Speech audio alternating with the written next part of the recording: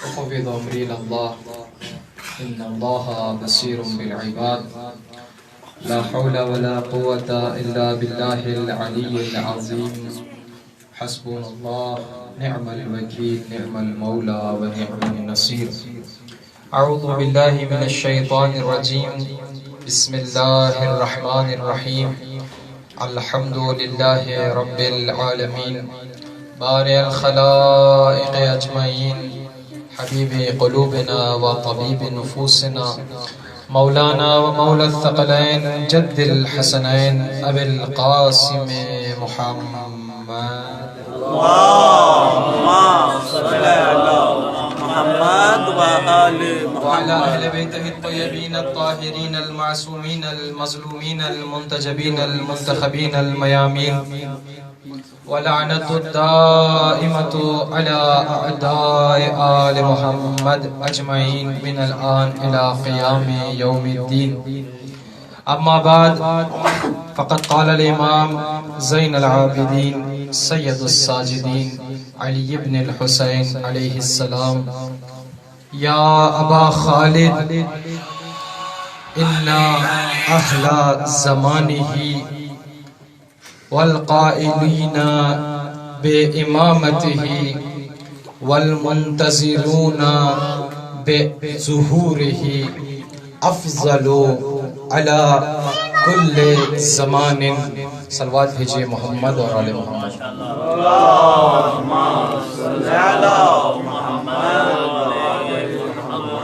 پروردگار کا لاکھ اور لاکھ شکر ہے کہ اس نے پھر سے توفیق دی کہ محمد اور آل محمد کے ذکر کو سنو اور سناؤ. ہمارے اور آپ کے چوتھے امام حضرت امام زین العابدین علیہ السلام ارشاد فرماتے ہیں: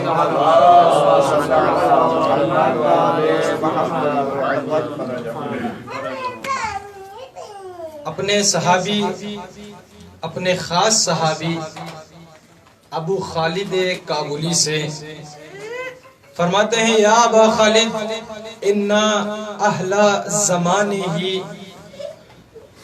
جو غیبت کے زمانے میں موجود ہوں گے، دو شرطوں کے ساتھ، توجہ کا طالب ہے، دو شرطوں کے ساتھ.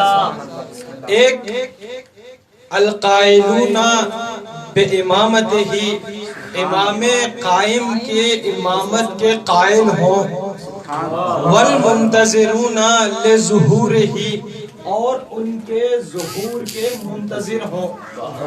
افضل علی کل زمان، وہ تمام کے تمام زمانوں کے لوگوں سے افضل ہے. یعنی اب اپنی حیثیت کو، اپنی شخصیت کو امام زین العابدین علیہ السلام 1400 سال پہلے فرما رہے ہیں. زندہ باد. جو موسیٰ کی قوم سے بھی افضل، واہ واہ. اس زمانے کے مومنین موسیٰ کی قوم سے بھی افضل، عیسیٰ کی قوم سے بھی افضل، یہاں تک کہ رسول کے قوم سے بھی افضل. دلیل مانگیں گے. رسول خدا ایک مرتبہ اپنے اصحاب کے ساتھ بیٹھے ہوئے تھے تو رسول خدا نے کہا: این اخوانی، میرے بھائی کہاں؟ زندہ باد. رسول نے کہا: این اخوانی، میرے بھائی کہاں ہیں؟ اب سب لوگ خوش ہو گئے. کہا: یا رسول اللہ نحن، ہم لوگ آپ کے بھائی ہیں. رسول نے کہا: لا، آپ میرے بھائی نہیں، میرے بھائی وہ ہیں جو زمانے غیبت میں میرے قائم کا انتظار کرتے ہوں اور جن کا ایمان صرف کتابوں سے قوی ہوگا، کسی کو دیکھ کے نہیں، صرف کتابوں سے قوی ہوگا. اب آگے چلیں. امام صادق علیہ السلام کا زمانہ ہے. امام صادق علیہ السلام صلوات بھیجیں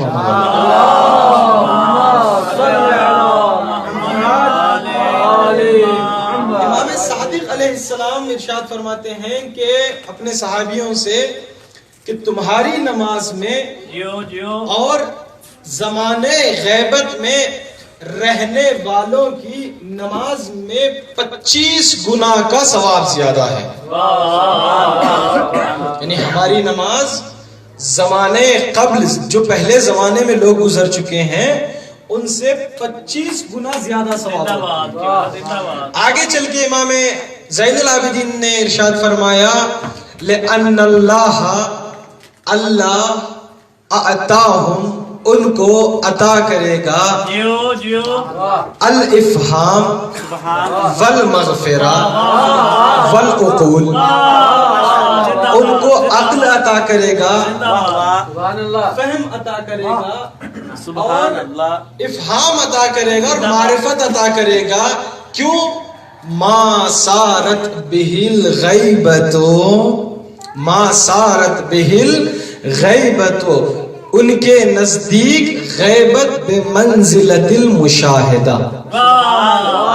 ایسے ہے جیسے وہ امام کو دیکھ رہے ہیں، ان کے اعمال ایسے ہیں جیسے وہ امام کو دیکھ رہے ہیں. ایک سلوات بھیجے محمد والے محمد.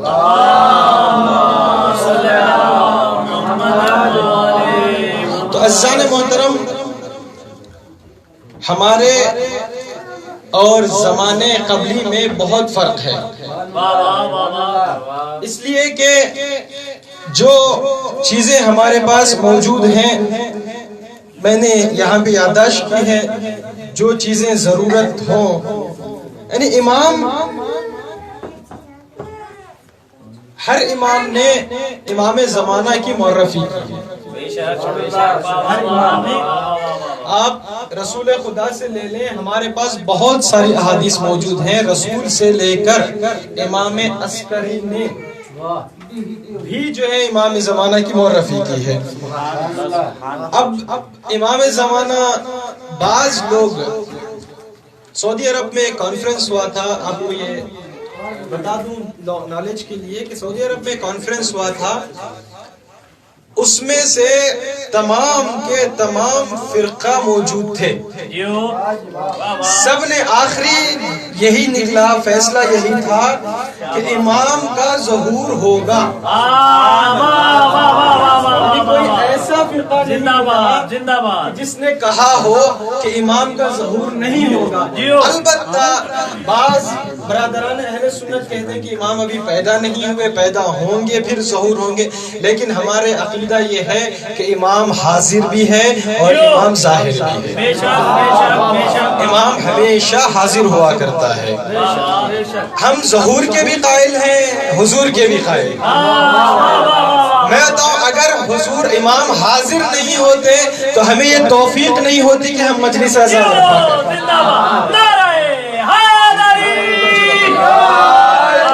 ہمیں یہ توفیق نہیں ہوتی کہ ہم مجلس اعضا برپا کریں. یعنی ہمیں امام کا کرم ہوا ہے. محمد والے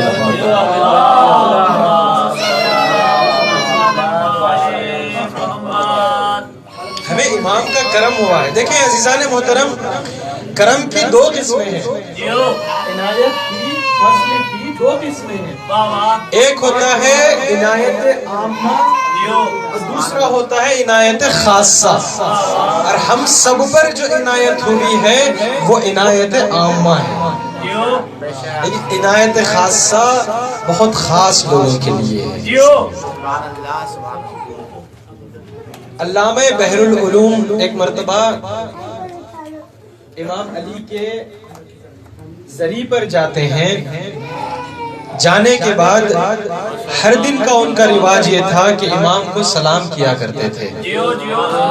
لیکن آج علامہ بحر العلوم جاتے ہیں اور دیکھ کر کے 4 مصرے کہتے تھے. یعنی اس کو میں نے ایسا کہا کہ حرم علی کا ہو مہدی تیری زبان ہو جب، تو لطف آئے گا کیسے قرآن پڑھنے میں. تو لوگ تعجب ہو کے کہنے لگے کہ علامہ یہ آپ کا رویہ نہیں تھا، آپ سلام کرتے تھے. پھر جا کر کے دوسرے الفاظ. تو علامہ نے کہا کہ میں نے دیکھا امام علی کے سرہانے وقت کا امام بیٹھ کے قرآن پڑھ. یہ عنایت ہے.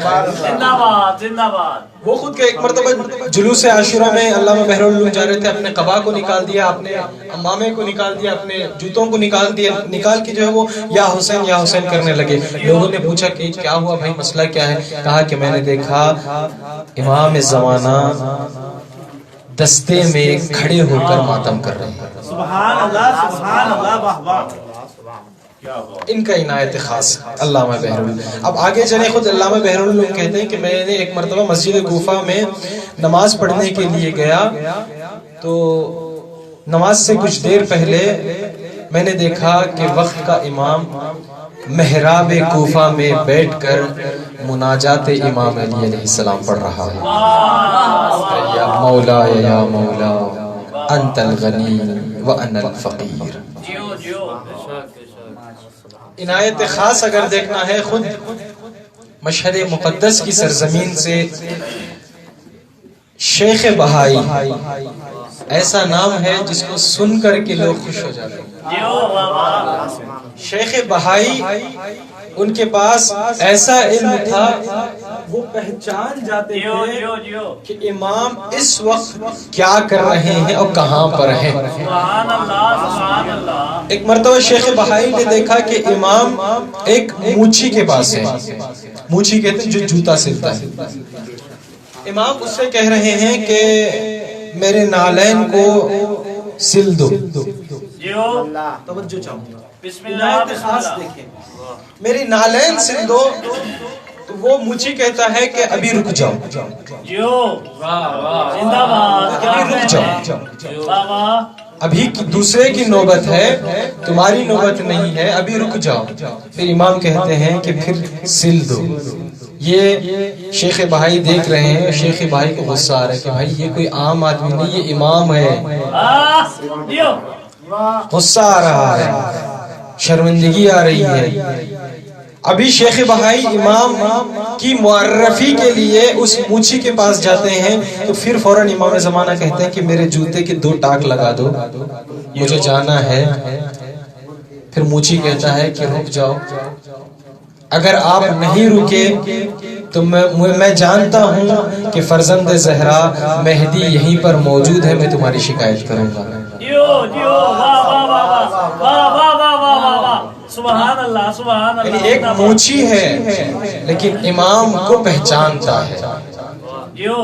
اس کا مطلب یہ ہے کہ امام ثروت نہیں دیکھتے، امام پیسہ نہیں دیکھتے، امام پوسٹ نہیں دیکھتے، امام مقام نہیں دیکھتے۔ عزیزان محترم، یہ امام کی خاص عنایت ہمارے امام ایک بہانہ تلاش کرتے ہیں اپنے عزیزوں کے لیے زیادہ دیں۔ امام بہانہ تلاش، کیوں ہمیں کیوں کہا گیا ہے کہ دعا کریں امام کے لیے؟ آپ کو معلوم ہے شہیدوں کے لیے فاتحہ کیوں پڑھایا جاتا ہے؟ شہید کا مقام بالا ہے، بالاتر ہے، بالاتر ہے، ایک حد کے بعد مقام نہیں ہے۔ آپ صلوات پڑھتے ہیں، فاتحہ پڑھتے ہیں، تو یہی فاتحہ شہید تک پہنچ کر پھر آپ کو واپس آتا ہے۔ امام بھی بہانہ تلاش کرتے ہیں کہ میرا چاہنے والا مجھے کب بلائے اور میں کب اس کے آواز پر لبیک کہوں اور اسے زیادہ دوں۔ اگر دیکھنا ہے، یہی دیکھنا ہے، تو امام ہادی کا زمانہ ہے۔ امام ہادی کے زمانے میں ایک اہل سنت کا آدمی سفر کر کر سامرہ جاتا ہے۔ سامرہ جاتا ہے، وہ چاہتا ہے کہ متوکل سے کچھ پیسہ لے۔ توجہ چاہوں گا، متوکل سے کچھ پیسہ لیں۔ اب یہ کھڑا ہے، وہاں پر امام کو قید کر کر لایا جا رہا ہے، امام ہادی۔ تو اس نے پوچھا یہ کون ہے، یہ نورانی شخصیت کون ہے؟ کہا کہ یہ ابن الرضا ہے۔ ابن الرضا ہے، چونکہ امام رضا کے بعد جتنے بھی فرزند گزرے ہیں سب کو ابن الرضا کے نام سے یاد کیا جاتا تھا، اس لیے کہ امام معروف تھے، امام رضا بہت معروف تھے۔ کہا کہ یہ کون ہے؟ یہ کہا ابن الرضا ہے۔ تو اس کے دل ہی دل میں، اس نے دل میں دعا کی، پروردگار مجھے کچھ نہیں چاہیے، بس میں یہی چاہتا ہوں کہ اس کو یعنی امام کو، امام ہادی کو آزاد کر دے۔ اس نے ایک ہی دعا کی، فوراً امام اس کی طرف آتے ہیں، آنے کے بعد کہتے ہیں کہ اے عبد الرحمن، اللہ نے تیری دعا قبول کر لی، مجھے کچھ نہیں ہوگا۔ اللہ نے تیری دعا قبول کر لی، مجھے کچھ نہیں ہوگا، لیکن میں تیرے حق میں 3 دعائیں کروں گا۔ سبحان اللہ سبحان اللہ۔ میں تیرے حق میں 3 دعائیں کروں گا۔ امام نے کہا کہ عبد الرحمن، اللہ تیری زندگی کو لمبی کرے، یعنی تیری عمر دراز کرے۔ پھر امام نے کہا کہ تجھے نیک اور صالح اولاد دے۔ پھر امام نے کہا کہ تجھے اتنا پیسہ دے کسی کا محتاج نہ بنائے۔ یہ جب بیان کرتا ہے، 70 سال اس کی عمر ہوئی، اللہ نے اس کو 10 بیٹے دیے۔ یہ واپس آیا تھا سنی، اس کو امام نے جیسے ہی دعا کی، اس کو شوق لگا، شیعہ ہو گیا۔ اللہ نے اس کو 10 بیٹے دیے اور اس زمانے میں اس کو کروڑپتی بنایا۔ یعنی اس کے پاس اتنا تھا کہ لوگ کہتے تھے کہ بھئی یہ آج کے زمانے میں، آج کے اسلام میں کروڑپتی ہے۔ یعنی امام بہانہ تلاش کرتے ہیں، اسی طرح امام زمانہ بھی بہانہ تلاش کرتے ہیں کہ میرا محب مجھے بلائے، کبھی بھی بلائے، کسی بھی لحاظ سے بلائے، میں اسے زیادہ عطا کروں۔ عزیزان محترم، بہانے کے ساتھ ساتھ کسی نے امام سے پوچھا، امام زمانہ سے، تو امام زمانہ نے کہا کہ انظروا اعمال شیعتنا صباح و مساء، میں اپنے شیعوں کے اعمال صبح و شام دیکھتا ہوں، اگر اعمال اچھے ہیں تو خوش ہو جاتا ہوں، فرحنا، بہت خوش ہوتا ہوں، اگر اعمال خدا نہ خواستہ خراب ہیں، بکانا، میں روتا ہوں، گریہ کرتا ہوں اور دعا کرتا ہوں اللہ سے کہ اے اللہ ہمارے طفیل میں، ہمارے صدقے میں میرے شیعوں کے گناہوں کو بخش دے۔ اللہ اکبر۔ ہمیں کوئی بھی عمل کرنا ہے تو امام کو حاضر جان کر عمل کرنا ہے، امام دیکھ رہے ہیں۔ آپ کو معلوم ہے عزیزان محترم، امام زمانہ کی مظلومیت کیا ہے؟ لوگوں نے امام کو کہا کہ جب امام آئیں گے تو قتل کریں گے، تلوار چلے گی، جنگیں ہوں گی۔ یہ سب اپنی جگہ ہے، تلوار کس کے لیے ہے؟ ہمارے پاس بہت چیزیں ہیں، لوگ کہتے ہیں کہ تلوار چلے گی تو مولویوں پہ چلے گی۔ حقیقتاً میں آپ کو بتاؤں عزیزان محترم، تلوار چلے گی مولویوں پر ہی چلے گی، لیکن شیعہ مولوی پہ نہیں چلے گی۔ یہ مولوی جو خانہ کعبہ کی تحفظ کی ذمہ داری لیے بیٹھے ہیں، امام آئیں گے تو ان پر تلوار چلے گی۔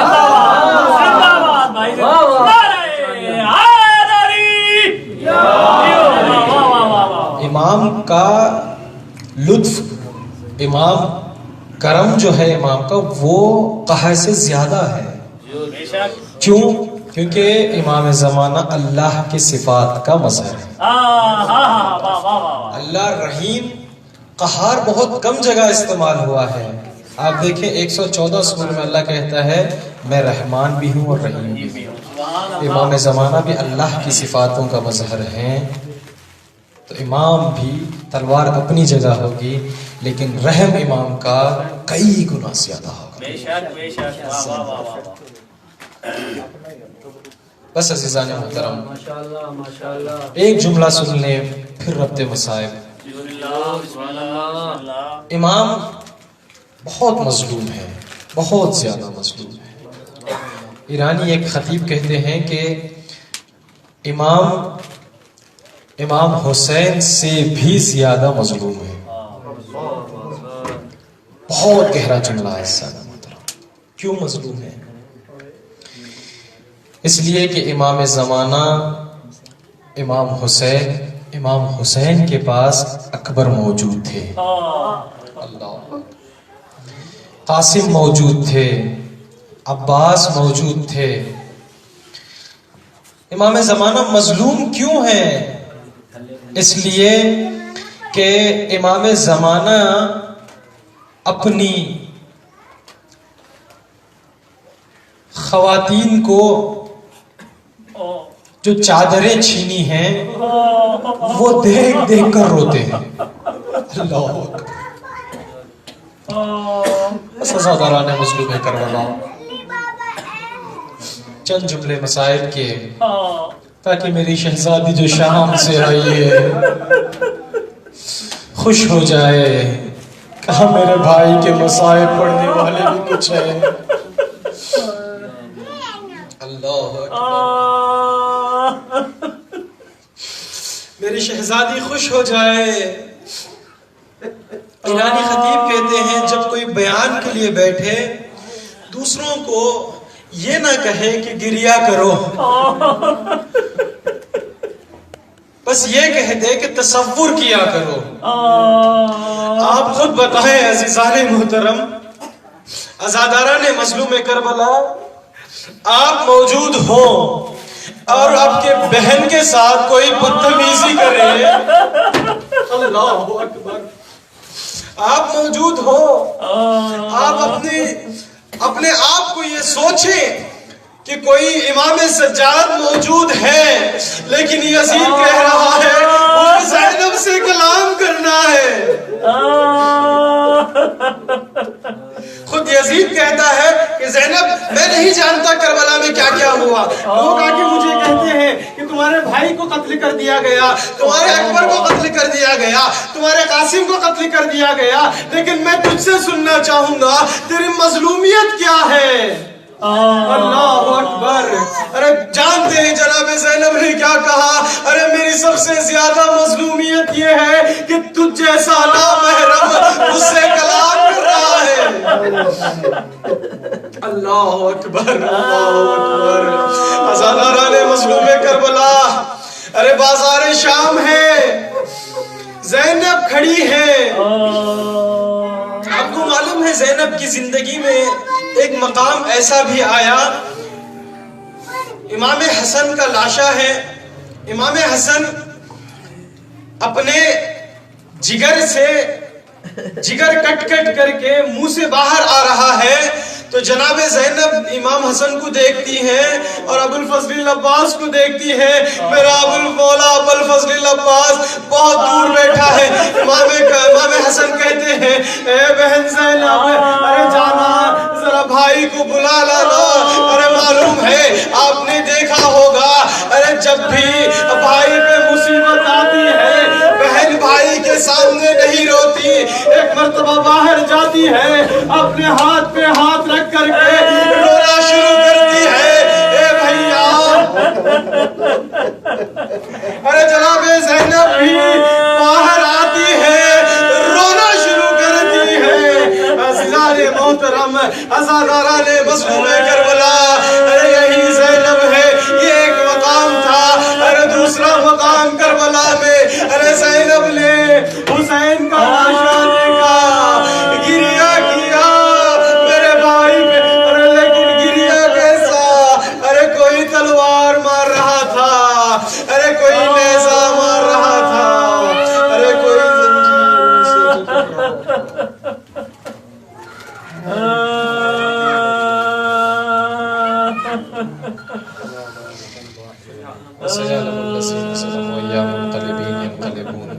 پروردگارہ ہماری اس مختصر عبادت کو قبول فرما۔ میرے سے جو مریض ہیں خصوصاً میرے بھائی مولانا ساجد صاحب نے التماس دعا کے لیے کہا ہے، مولا سید سجاد کے طفیل ان کو شفاء عاجلہ و کاملہ عنایت فرما۔ جو بھی بیمار ہیں ان کو شفا دے، جو مقروض ہیں ان کے قرضوں کو ادا کر دے۔